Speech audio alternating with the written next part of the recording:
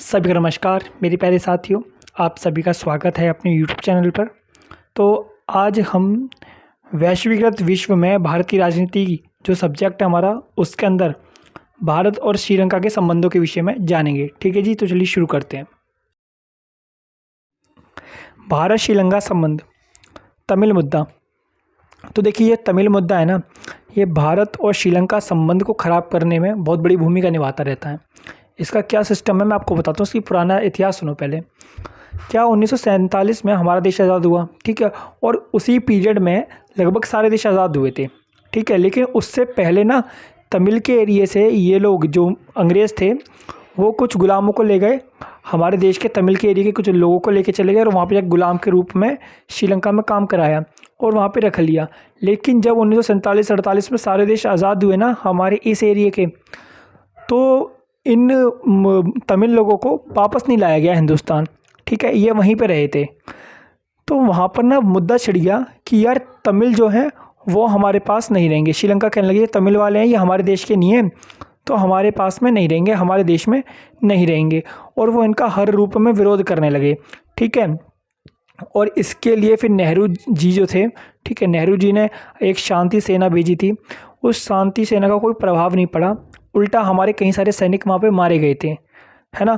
तो ये सारा मुद्दा है, क्योंकि तमिल लोग हैं वो तो भारतीय थे, ठीक है, और जो वहाँ पे सिंगली लोग थे तो वो कहते थे जो श्रीलंका है वो सिर्फ सिंगलियों का है, तमिलों का है ही नहीं। लेकिन वो इस बात को मानते नहीं। तमिल कहते हैं जी अब तो हमें लेके आया था ना, अब हम कहाँ जाएँ, अब हमको कैसे इनका बोला जाए। अब इसी वजह से तमिल जो हैं वो भी गुस्सा रहते हैं भारत से। क्यों? वो कहते हैं भैया हम तो भारतीय मूल के थे लेकिन भारत हमारी मदद नहीं करता। अब श्रीलंका कहता है कि आप अपने लोगों को ले जाएं, अब कैसे ले जाएं भाई, है ना। तो ये सारा मुद्दा है, इस चक्कर में सब चीज़ें खराब हो रखी हैं। अब क्या है, श्रीलंका के साथ अच्छे संबंध बनाने के लिए भारत ने कई सारी नीतियाँ अपनाई हैं, ठीक है, काफ़ी सारी व्यवस्थाएँ की हैं। जैसा कि मैंने आपको बताया, नेहरू जी ने एक शांति सेना भेजी थी, लेकिन शांति सेना का कोई प्रभाव नहीं पड़ा है, ठीक है। मैं आशा करता हूँ आपको समझ में आया होगा। यही सिस्टम है कि वहाँ पर दो जाति हो जाती हैं, एक तो तमिल की और दूसरी सिंगलियों की। तो सिंगली जो है तमिलों को ख़राब मानते हैं और इस कारण तमिल जो है गुस्सा रहते हैं। और इसी कारण तमिलों ने एक अपना संगठन बनाया था लिट्टे नाम का, और उसने विरोध किया कि भाई आप हमारे साथ गलत मत करो, वरना आप हमें अपना श्रीलंका में से देश काट के दे दो आधा, हम अपने देश में खुश रहेंगे, ठीक है। उनका ऐसा मानना है, ठीक है जी। और इसी कारण कहीं ना कहीं भारत के साथ भी श्रीलंका के संबंध खराब रहते हैं। मैं आशा करता हूँ आपको चीज़ें समझ में आ रही होंगी। तो चलिए आगे चलते हैं। युद्ध प्रभावित क्षेत्रों में विकास। श्रीलंका ने भारत से उत्तर और पूर्व में अधिक घर बनाने का अनुरोध किया है, जबकि भारत ने अब तक युद्ध प्रभावित क्षेत्रों में 40,000 घरों का निर्माण कराने में मदद की है। तो देखिए यहाँ पर क्या होता है, जो तमिल वाला मुद्दा है ना, उस मुद्दे को सुलझाने के लिए श्रीलंका ने भारत से कहा कि आप हमारी मदद कीजिए उत्तर और पूर्व में घर बनवाने के लिए, ठीक है, ताकि हम जो है तमिलों को घर दे पाएँ, ठीक है, और बाकी सारी चीज़ें दे पाएँ। क्योंकि श्रीलंका कहता है जी हमारे पास इतनी कैपेसिटी नहीं है कि हम इतनी बड़ी जनसंख्या को सब कुछ दे पाएँ, और इसीलिए वो भारत से मदद मांगता है। और भारत ने इसलिए अब तक 46,000 घरों का निर्माण भी कराया है, ठीक है जी। श्रीलंका ने गहरे समुद्री क्षेत्रों में मछली पकड़ने की तकनीक के लिए सहायता प्रदान करने की भी अनुरोध किया है, जिससे श्रीलंकाई लोगों के लिए रोजगार सृजित करने में मदद मिलेगी।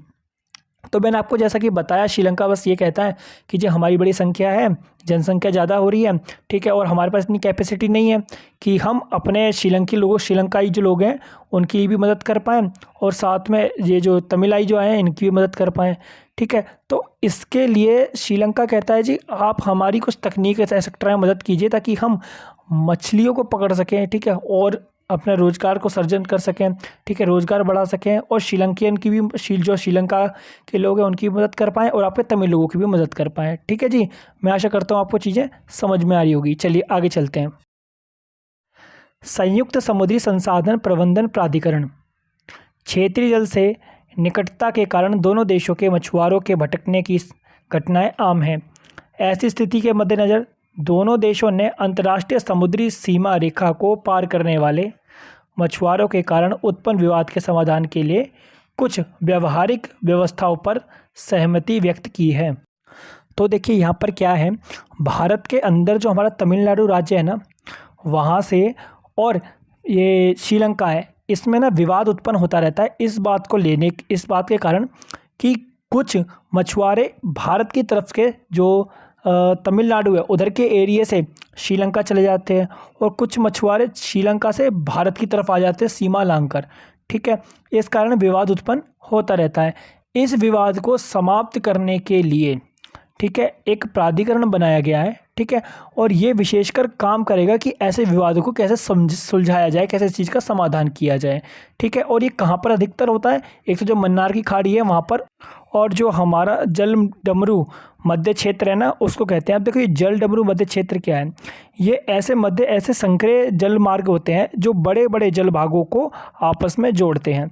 ठीक है, इसका भौगोलिक आकार जो होता है कई बार ना डमरू जैसा होता है, इसलिए इसको जल डमरू मध्य भी कहते हैं। ये दो बड़े बड़े जलीय भागों के मध्य में एक जल संधि होती है जिसमें से नौकाएं गुजरकर एक बड़े जलाशय से दूसरे जलाशय तक आती जाती रहती हैं। ठीक है जी, मैं आशा करता हूँ आपको चीज़ें समझ में आ रही होंगी। अब देखिए ये प्राधिकरण क्या है, इसको समझिए।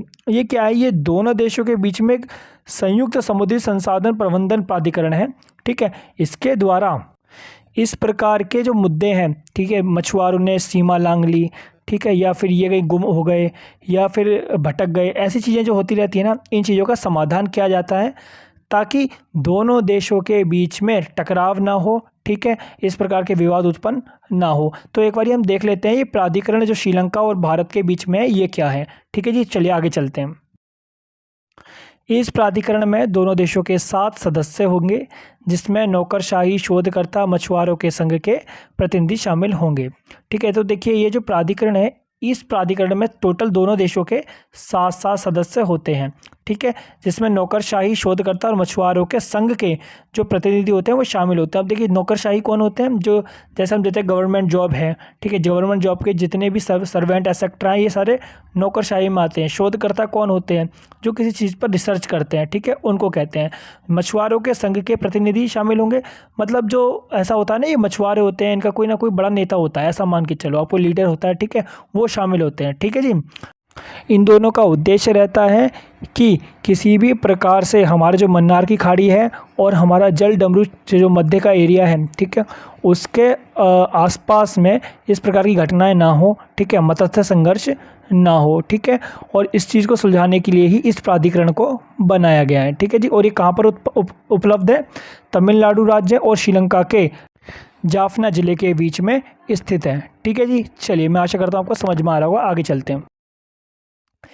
ऋण जाल, तो देखिए भारत जो है ये श्रीलंका के साथ में यहाँ पे एक सकारात्मक भूमिका निभा रहा है। कैसे, जो रणनीति है ना चीन की, वो ऋण जाल है। क्या करता है वो जितने भी विकासशील देश हैं या फिर अविकसित देश हैं उनको ऋण देता रहता है, उधार देता रहता है। ठीक है, और जैसे ही वो उधार ऊपर पहुंच जाता है, ठीक है, काफ़ी बड़े स्तर पर पहुंच जाता है, वो तुरंत उनसे यूँ कहने लगता है जी एक काम करो, अब आपका जो ये उधार है ना इसको चुकाने के लिए ना आप अपना ये वाला क्षेत्र दे दो मुझे।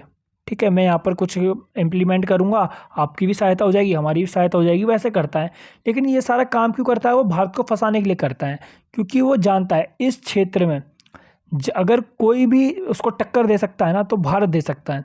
ठीक है, तो इसीलिए कभी इसे श्रीलंका के साथ में, तो कभी पाकिस्तान के साथ में, तो कभी नेपाल के साथ में, ठीक है, तो कभी म्यांमार के साथ में। क्योंकि क्या होता है, जैसे ये इन लोगों को फंसा लेता है, फंसाने के बाद में यहाँ पर अपना कुछ काम करवाने लगता है, ठीक है, कुछ सैन्य अड्डे बनवाने लगता है और फिर वो भारत को फंसाने की कोशिश करता है। उसकी रणनीति चल रही है दोनों, एक तो ऋण जाल वाली भारत को फंसाने के लिए, और एक दूसरी रणनीति है उसकी अपना जो ये विस्तार करने की। ठीक है, इसमें वो क्या करता है, अपने क्षेत्र का विस्तार कर रहा है। जितना जैसे बोलते हैं ना हमारा अखंड भारत वाला, वैसे ही चीन का भी अखंड चीन वाला है। तो अखंड चीन वाले विस्तार के लिए वो सारी रणनीति खेल रहा है और यहाँ पर भारत उससे रोक सकता है। ठीक है, और वो भारत को नीचा दिखाने के लिए, भारत को रोकने के लिए इस तरीके की रणनीति बनाता है कि जैसे ही मैं एक बड़ी रणनीति बना लूँगा, भारत के ऊपर हमला कर दूंगा।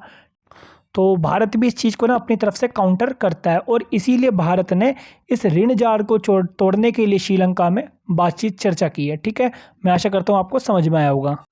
आतंकवाद, दोनों देशों ने अपनी आतंकवाद विरोधी एजेंसियों के बीच संपर्क एवं सहयोग को बढ़ाने का निर्णय लिया है। तो देखिए यहाँ पर ना सबसे पहले आप आतंकवादी की परिभाषा समझिए।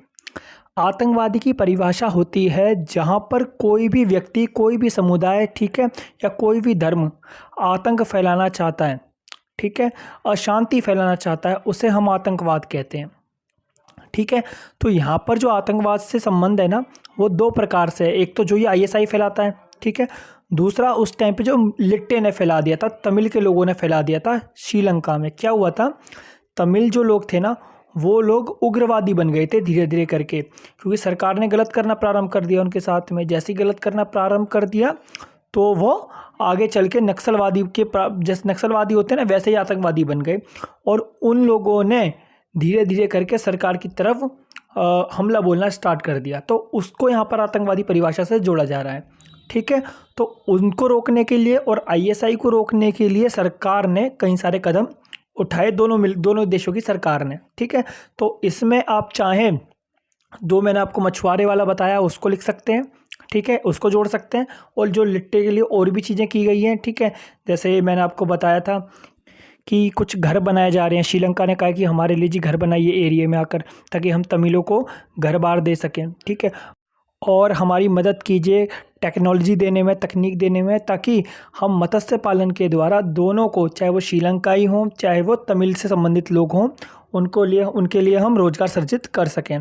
ठीक है, आप इन सब बातों को, आतंकवाद गतिविधियों को रोकने के लिए लिख सकते हैं। ठीक है जी, तो मैं आशा करता हूँ आपको वीडियो पसंद आई होगी और समझ भी आई होगी। ठीक है, चलिए, धन्यवाद।